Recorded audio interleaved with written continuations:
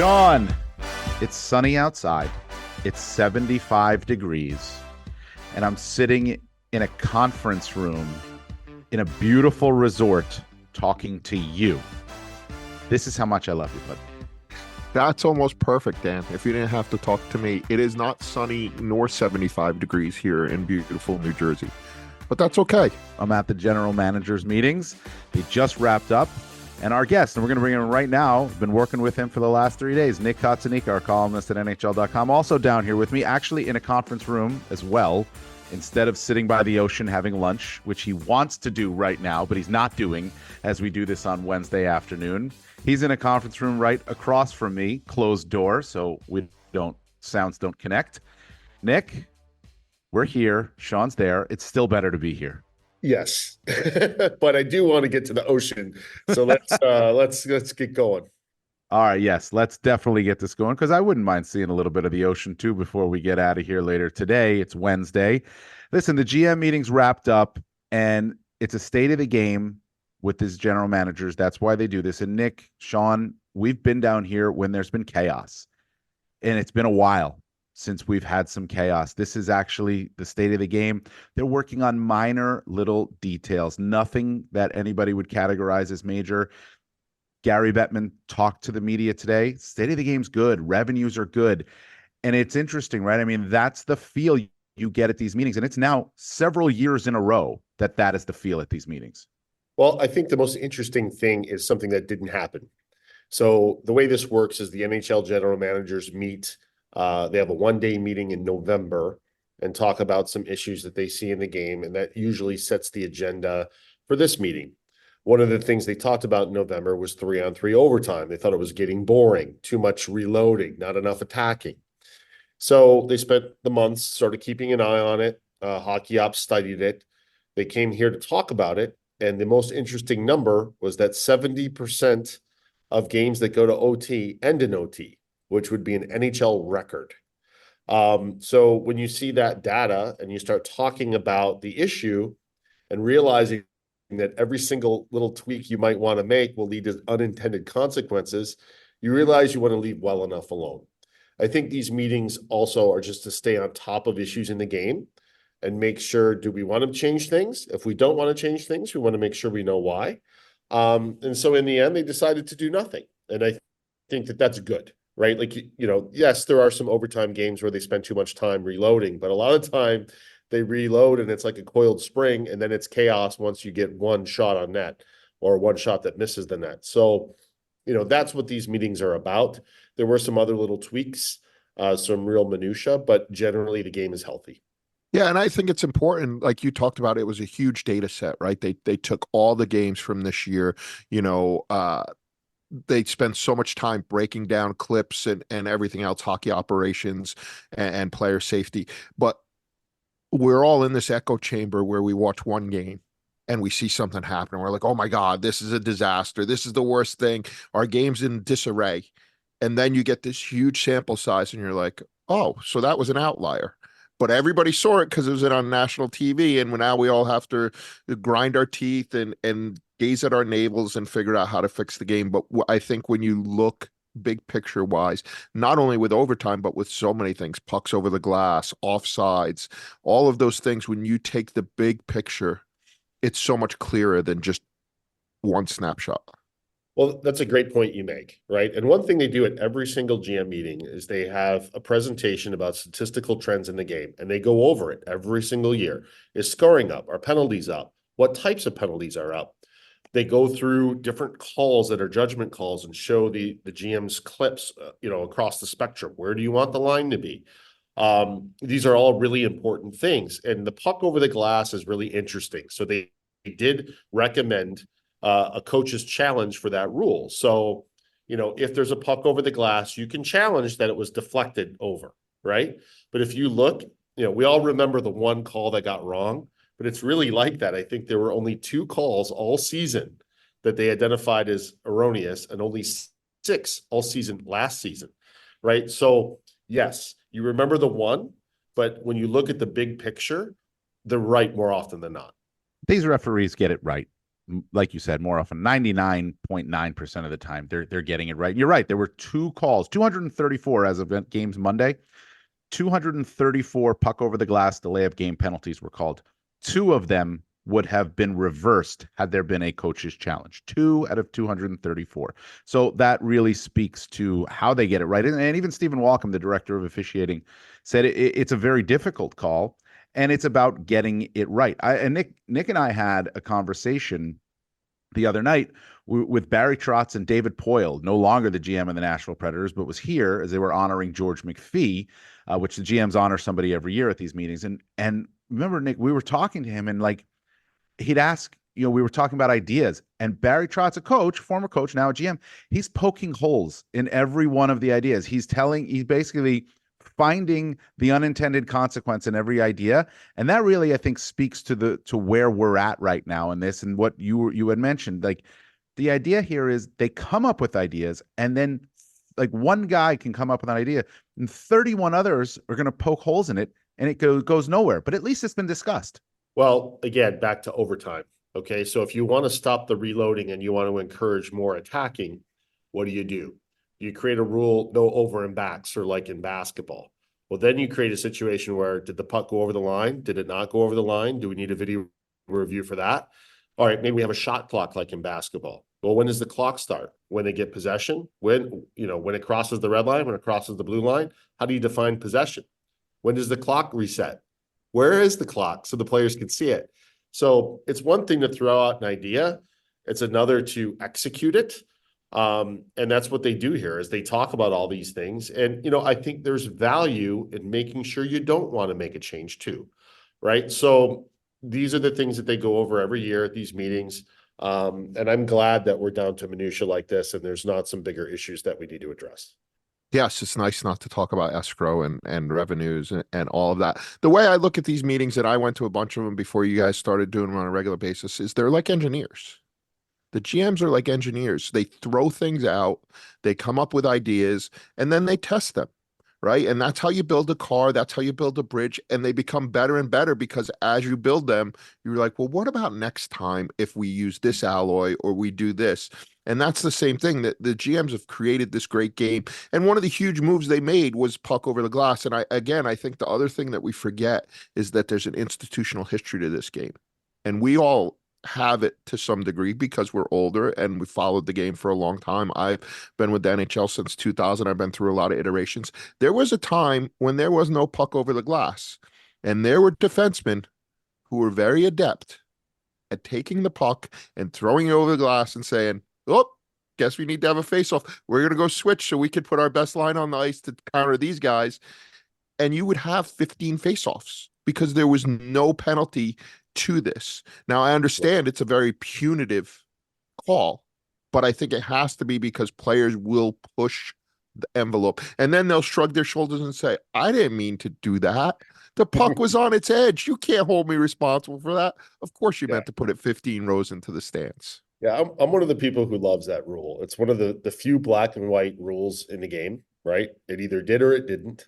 It promotes offense for that reason. I do think people forget how often the game would get delayed.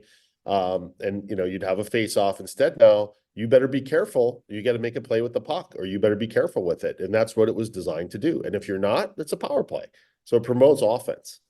But there's a neat, like you said, engineers, there's a neat cross section in this group of GMs now. Like, you have Barry Trotz, a former coach, right? You've got several former players, and some who were players relatively recently, like a Danny Briere, right? You've got some other GMs that have more of an analytics background. You have some young GMs, you have some old GMs. So there's a lot of perspective in that room. And, for people who don't understand how it works, they'll identify some issues. Some of them are the GMs putting them on the agenda. They'll go to breakout rooms because you can have a better discussion when you have like 8 guys versus 32. So they'll go in their breakout rooms. They'll throw stuff against the wall. They'll debate things. I would love to be in those rooms. Unfortunately, we're not. And then on the second day, they come back and they report what they thought to the main group, and then they discuss it some more. So it's a really kind of it's a hockey nerd convention is what it is. And it's, if you like that kind of stuff, it's fun. And Nick, before we move on, because I want to touch on the Red Wings with you. I know you spoke with Steve Yzerman down here, the Predators. You spoke with Barry Trotz. But one thing you did write about today, the Arizona Coyotes, just Bill Daly and Gary Bettman updated the situation on where we're at with that. Just give us an update on where we are. Gary Bettman said there's no update. So There you basically, go. the situation is this. The owner of the Coyotes is looking for land for a new arena. There's an auction for state land in June that will provide clarity. We talked to Bill Daly afterward, and he was asked if there's time to pivot before next season. He said probably not. And he's focused on the Arizona Coyotes playing in Arizona next season. So we'll see. As of now, there's nothing to really, talk about. We'll see what happens with the land auction. But, the bottom line is, the Phoenix area is a market the NHL wants to be in, and they're hoping the auction goes well and that will take care of things. What's happened so far isn't the end of the world. Again, like, we get so bogged down in appearances and everything else. The Hurricanes, the Coyotes were relatively healthy this year, competitive wise, very much to the end of the year. They're generating revenue because they're building small, but the price of tickets and the demand of tickets is greater in that way. Could it be a better situation? For sure it could, but I don't think it's as dire at the moment as it's presented to be. Long term, there needs to be a solution. The NHL does not want to play in a 4,600 seat Right. building, and it never did. But it is what it is, and they've got to find a solution. The clock is no doubt ticking, but let's see what happens here. The Red Wings want to play in the playoffs, though. That's a big thing. They want, and what a win listen, a great win they had against the Blue Jackets. If you count that to be a great win where they have to come back against the Blue Jackets and win in overtime, right? Kind of speaks to how they're going, but maybe that's the ticket. Maybe that's the thing that makes it click and get them going again. But you spoke with Steve Yzerman. This is a team that was 8 points, had an 8-point cushion just a few weeks ago, and is now battling again for its playoff lives. What's Steve Yzerman's thought process right now with the team that little? I mean, it's what's on the ice is going to be in control. He can't do much more than this now. Well, Steve chose his words very carefully. You can sense that he's frustrated. As of February 29th, they had an 8-point cushion in the playoff race. This is a team that hasn't made the playoffs in 7 seasons. If it gets to 8, that's a franchise record. They're trying to make the playoffs, right? And things were going well. They were great from January through February, and then they hit the skids. Entering last night, they'd lost 8 of 9 in regulation. And so that 8-point cushion had gone to 0 to -1. They're outside the playoffs looking in. And really the issue with this team all along has been, team defense. Even at the end of their run in February, they were 20th in the league in goals against. Basically, they were a hot shooting team with hot goaltending. They're relying on Alex Lyon, playing every night, playing well. And frankly, this is Alex's first, full season in the NHL at age 31. Eventually, Dylan Larkin gets hurt. The offense dries up. The goaltending doesn't bail them out. They make more mistakes on defensively. The goaltending looks worse, and it just sort of spiraled. As Patrick Kane said last night, you hope that win, they were seconds away from no points, right? And they tie the game, win in overtime, and you hope that win, you look back on it, and it's a turning point in their season. They're still right there. They're in a playoff spot right now. They get a huge game against the New York Islanders on Thursday, and then they have a 5-game trip against teams that are all in the playoff race or all in the playoff spots right now, including the Washington Capitals. So, it's a tough stretch ahead, but they're right there. So let's see how they play down the stretch. And it's amazing how much it's changed. I know you were thinking about possibly being at home for the first round of the playoffs and cutting down a little bit on travel, and whether that's a good thing or not, I don't know for you. But now there's a distinct possibility that it won't be. And there's other teams coming up from behind that we had written off, right? You look at the Buffalo Sabres, we had pronounced them dead again and expressed our disappointment in them and that they couldn't be better. And here they come. The Capitals, despite a -900 goal differential, are right there. The Islanders were there, and now they've kind of went the way of the Detroit Red Wings and losing. And even the New Jersey Devils, who finally have a goaltender in Jake Allen, who's done unbelievable things in the 3 games he's played, won't go away in the East. It's incredible, I think. The East is going to go right down to the last minute. And the Flyers won't fade either. I keep waiting for the Flyers to fade. right? And maybe fall out, and they won't, right? So I think it's going to be a great race. I certainly did not see the Capitals being in the race at this point. You're right. Like, I thought the Sabres were dead. They still got a shot. I still, from a Detroit perspective, living there, I have a lot of concern about the Red Wings, just the way that they've played, the way they played defensively. How healthy is Larkin? Can their goaltending hold up? But we'll see, right? And like, it's a big deal in Detroit. Like, people got their hopes up. I think if you said entering the season, would you be happy if the Red Wings are playing meaningful games late in the year? You'd say yes. But then they added Patrick Kane, and then he came back and looked great, on that surgically repaired hip. Then they played great through January and February. People start throwing octopuses on the ice in Detroit. The building's full. There's energy again. People got their hopes up. So the dynamic has changed. And now, if they miss, people are going to be really disappointed. So, I think there's a lot on the line for Detroit right now. It's interesting. Well, first off, Sean, we may have been the death of the Red Wings. We had Ken Daniels on right after the Kane return game to Chicago, and they have not been the same since, by the way. So we'll take We're a like little the hit. SI jinx. Yeah, we'll take a little hit on that. But, and Nick and I were talking about this a little last night. People look at the Red Wings and they say, well, I mean, they're rebuilding for a while. The Yzer plan. They're young. They're not young. Their average age, you go on NHL media site right now, their average age is 29. Now they've got youth coming, right? So, but this particular team this year, they had a lot of veterans in the offseason. Then you add Kane, right? Like, this is a team, they're trying to, to give their young players another year to develop, and try to make the playoffs, right? Now, next year, they already called up, two of their players from Grand Rapids, Jonathan Berggren and Simon Edvinsson, right? And they're hoping they're going to make an impact down the stretch. Next season, you might see another, those two and another couple young players in the lineup. So they'll get younger. But right now, this is not a young team that should wobble down the stretch. They've got plenty of experience. You'd think that they would be able to handle this type of situation, but it's played out on the ice. And you don't want young now. Like, we keep talking about young and how great it is. It's not great when you're trying to win. Look at the Ottawa Senators, right? For years, you were like, oh, that young talent they have. That young talent has all grown up together and they've never learned how to win. And Buffalo. And now they're out of the playoffs again. Yeah. And Buffalo. Like, you need the veterans. Like, I think what Yzerman's trying to do, the needle that he's trying to thread is right, but it's really tricky. There's no doubt. No doubt. Nashville's another team we should talk about, right? And that's a team that's made, dramatic changes over the last year, from the GM to the coach to the roster. And that's a team that I did not expect necessarily would be where it's at. And 15-game point streak, 13-0-2 run. It's been pretty incredible. And they, Barry Trotz was thinking about selling a month ago, and he ended up being a buyer. And now that's a team. Do you want to face them in the first round? That's the other little story, and I've got it, coming for NHL.com, that I thought was cool this week. I mean, David Poile for years was a fixture at these meetings, and for the first time ever in Predators history, he's not representing the Predators here. It's Barry Trotz, right? And it's been a pretty smooth transition for that team. And they're a lot of fun to watch right now under Andrew Burnett.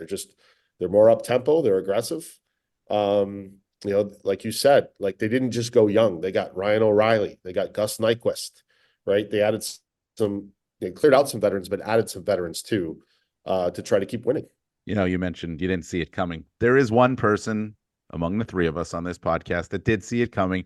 Sean and I talk about this every week because I'm finally on board. About 2 or 3 weeks ago, I came on board to the Nashville Predators, Nick. He's been on board all season, like all season long. He's been ranking them in their in his Super 16. They could have lost 15 games in a row. He's ranking them in the Super 16. It actually reminds me of the years ago when our old colleague Corey Masek did the Super 16. The Los Angeles Kings finished number 2. They didn't even make the playoffs, but he had them number 2 in the final. I hope he didn't Super have 16. Nashville number 2. I don't, but I think I have him at 8 this time around, which is the highest I've had him. But look, we talk about all these teams that are contenders or pretenders. 90% of them don't have a goalie. Yeah. right? Why is Buffalo a contender now? Because UPL's playing well. What's Yep. the one thing that Nashville's always had?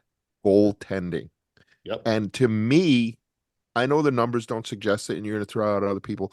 UC Saros is the best goaltender in the league because he allows the Nashville Predators to play the way they play, because they have an inherent belief that if they make a mistake, he is the eraser. And when you do that, you're going to give up some goals because the chances are ridiculous. That's what happened to the Devils. Their goalies are no good because the chances were ridiculous. Nashville gives up some ridiculous chances at times, and Saros is so good that he allows them to have that confidence. Yeah, I agree. And, now they're playing more up tempo. I think Roman Yossi looks like Norris Trophy Roman Yossi. He has he used to have to carry the puck up the ice. Now he moves the puck up the ice and is confident he's going to get it back. I think you're worried about whether this team had enough offense.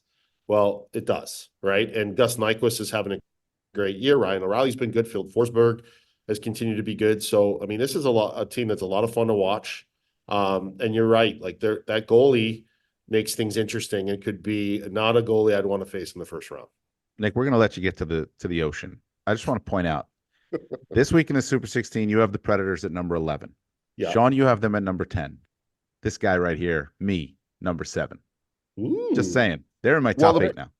And the point I was going to make is, as good as Nashville's been, what's the reward for this?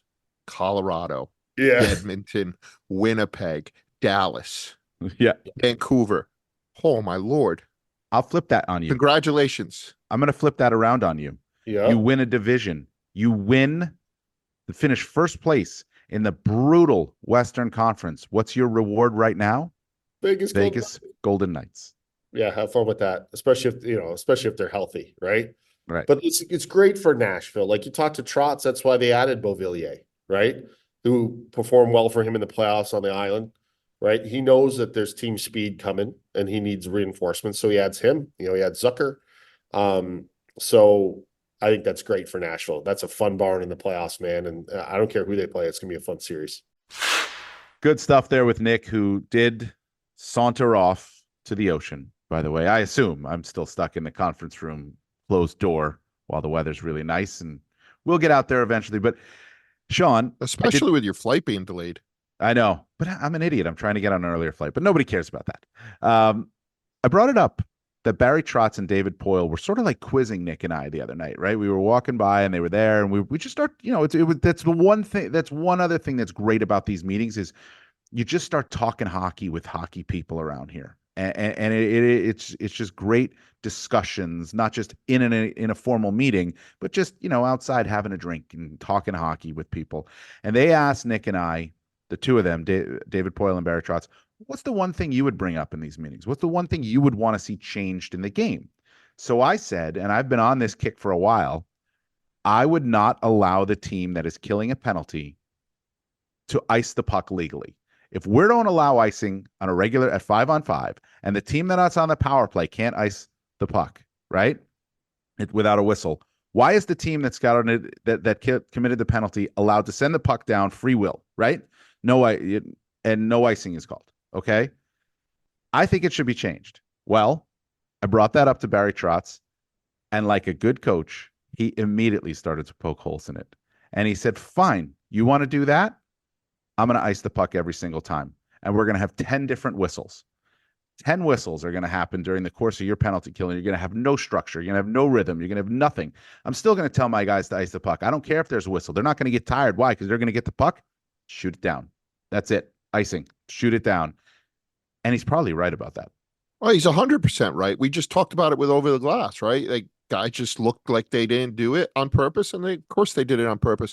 I think there's ways that you could finagle that. Like, I think there's a compromise in there somewhere, and maybe it's something they look at going forward, that after your fifth icing, almost like fouls in basketball, it's a penalty. It's a penalty. Or whatever else, no change allowed, all those things. The one that I would do, and I'm glad that Barry Trotz isn't here to poke holes in mine, because it's just a flight of fancy and I know it'll never happen, is pond hockey rules for overtime.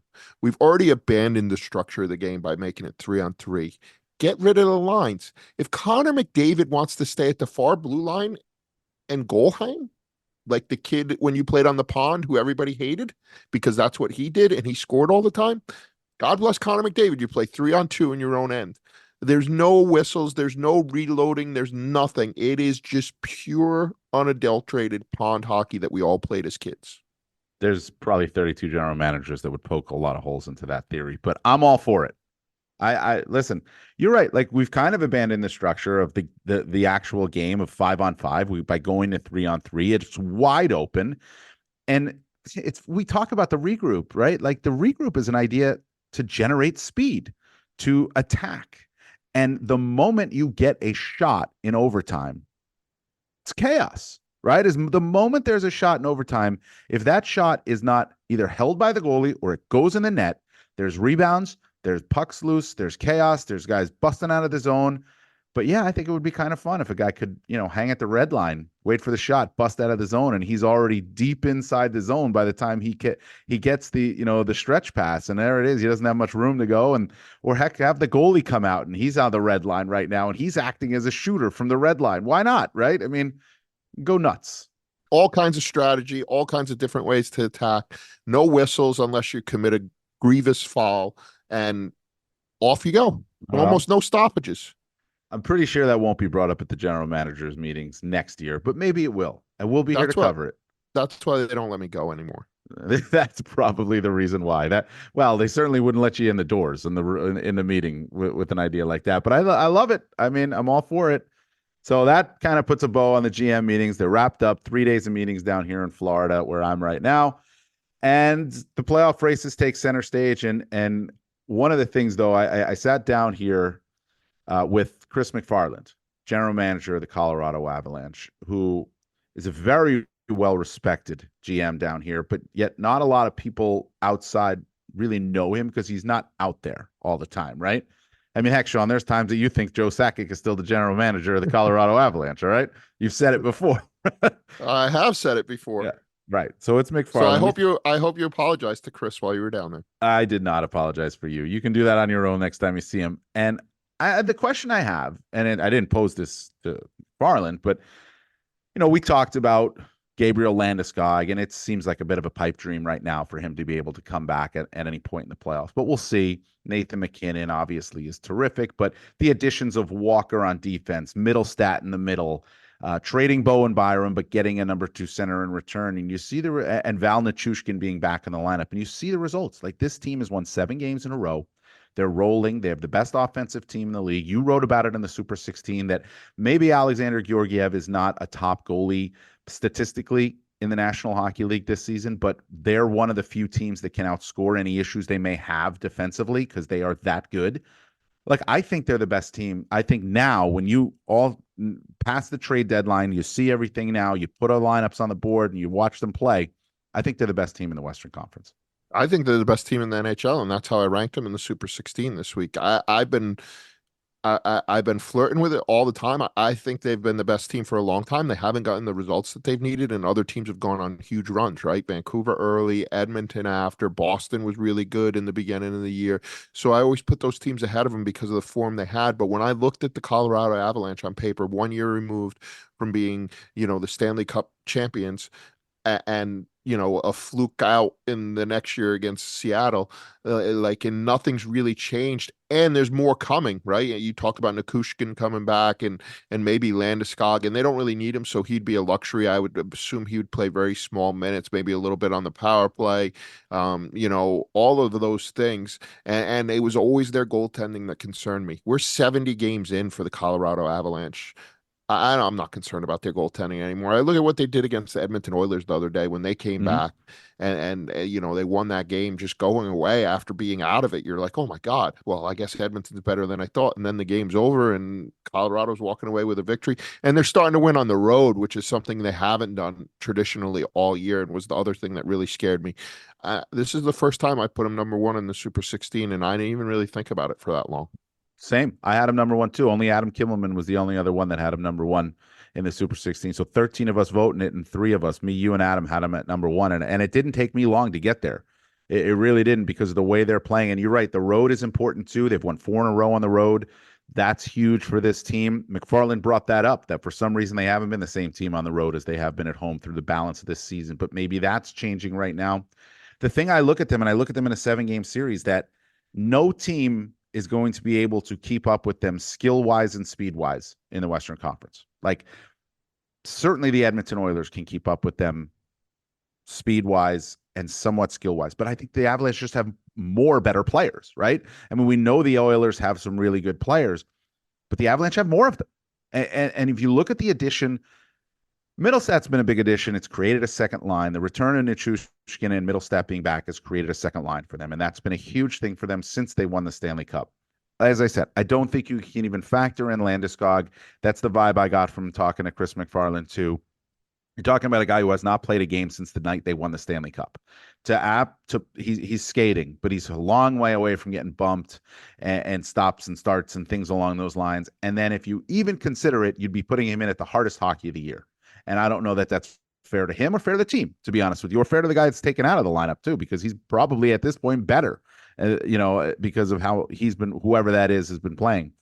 But I look at the addition of Walker has been huge, right? Right shot. They needed that. He's jumped into the play and he's playing a role that's perfect for him, right?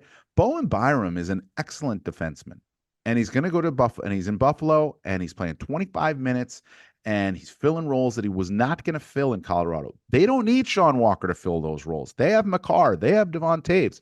They need Walker to be able to play 18 to 20 minutes a night, jump into the play when he sees it the right way. And if you watch him against Edmonton, the way he was jumping into the play, getting low in the zone, finding, seams, backdoor, things like that. That's the game that Sean Walker plays. He's a huge addition to this team because he plays like this team, and he's just another really good player. I agree 100%. And I don't know if you remember, I think it was right before the trade deadline, we did an exercise on what's the one under the radar player that your team can trade to get help. And as much as it pained me, and I did Colorado because you give me Colorado every week, I'm like the Colorado whisperer now. So I hope I get to go there for the playoffs. But it was Bowen Byram. And it didn't make any sense. And a lot of people's eyebrows raised when I wrote it because he's such a good player. But Colorado's in a position now where they were going to have to give away good. And he was somewhat repetitive, right? And you hope that as he got older that you would find a place for him, but they have players, like you said, who can do that. So they were able to get the pieces that they were missing. And Bowen's really helped Buffalo. We talked a little bit earlier about Buffalo and how they're coming on late in the year and hoping to bridge that gap. And I think a big part of it was the addition of Bowen Byram as well as UPL playing really well. Buffalo does this every year, Sean. I know. They do it every year. Like, at some point you have to have consistency. And we talk about them every year. We did it last year. I mean, we'll switch to Buffalo here for a second. I want to talk about Tampa too, but just to move it east, like, I was guilty of it, right? I look at them last year. I'm like, oh, they missed the playoffs by 1 point. This is time. They're ready to go. And I know I wasn't the only one. Yet they struggle at the beginning of the season. They fight and claw their way back into some relevancy. They win some games against, that with the zero pressure type of games. They find their way back in and they fall short. It's their MO. It's what they do. And something has to change there. I don't know how it changes. Something has to change. And maybe that Middlestat for Byram is a way to change it, because you're bringing in a guy who comes from an organization that's used to winning, that's accustomed to winning.